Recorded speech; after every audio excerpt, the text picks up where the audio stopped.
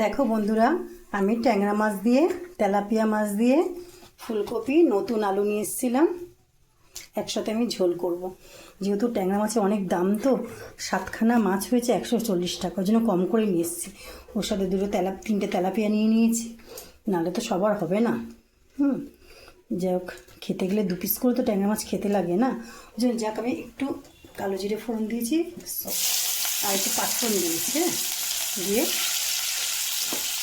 সবজিগুলো সব দিয়ে দিলে আমি বাটা মাছটাই রান্না করব।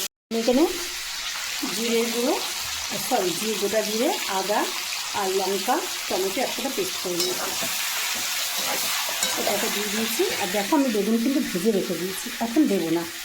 বড়িও দেবো, বড়িও ভেজে রেখে দিয়েছি। ট্যাংরা মাছের বড়ি পড়বে না সেটা কোনো দিন হয়?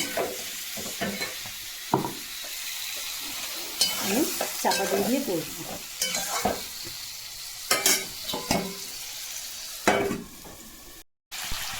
দেখো বন্ধুরা, আমি বড়িগুলো দিয়ে দেবো। যেহেতু এটা বিলে ডালে হাতে বানানো বড়ি, ওই জন্য একসাথে দিয়ে দেবো।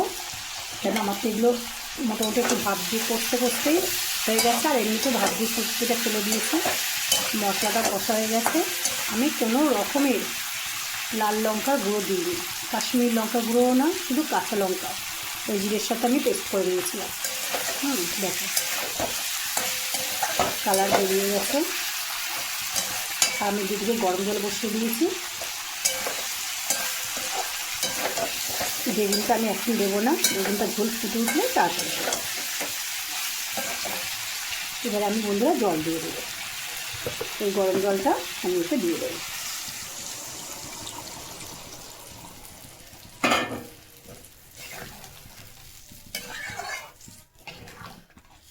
ব্যাস, জ্যান্ত মাছের ঝোল।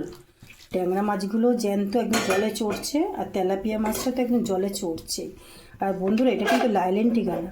অনেকে লাইলেন টিকা তেলাপিয়ার সাথে গন্ডগোল করে ফেলে, বুঝেছ?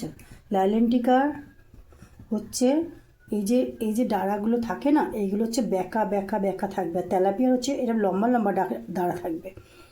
আর তেলাপিয়ার স্বাদই অন্যরকম লাইলেন টিকার থেকে। আমি এবারে জল দিয়ে দিই। সরি বন্ধুরা, জল দিয়ে দিয়েছি। আমি এবার ঢাকা দিয়ে দেবো এটাকে ফোটার জন্য। মাছগুলো দিয়ে দিলাম বন্ধুরা।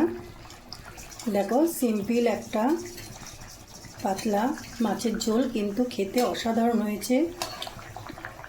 যেহেতু কী বলো, আমি দেখো বেগুনটাও দিয়ে দিয়েছি, যেহেতু বাটা মশলা, তারপর হচ্ছে জ্যান্ত মাছ। এইবারে দেবো ধনে পাতা, যেটা না হলে শীতের দিনে ভালোই লাগবে না। একটু ফুটুক। ধনে পাতা দিয়ে দিয়েছি বন্ধুরা। আমি এবারে চাপা দিয়ে রেখে দেবো। তরকারিটা আমার হয়ে গেছে, আমি চাপা দেওয়ার পরে তোমাদেরকে দেখাচ্ছি। দেখো বন্ধুরা, কোনো রকম কাশ্মীরি লঙ্কা গুঁড়ো ছাড়া কাঁচা লঙ্কার তরকারি আমি করেছি, কত সুন্দর তাই হয়েছে। এইভাবে মাছের ঝোল করলে খুব ভালো লাগে খেতে। যাক বন্ধুরা, আমি আর অন্যান্য তরকারিগুলো রান্না করে নিই। আজকে একটু মূলো শাক ভাজবো রসুন পোড়া দিয়ে, ব্যাস, আর কিছু না। রাখলাম বন্ধুরা।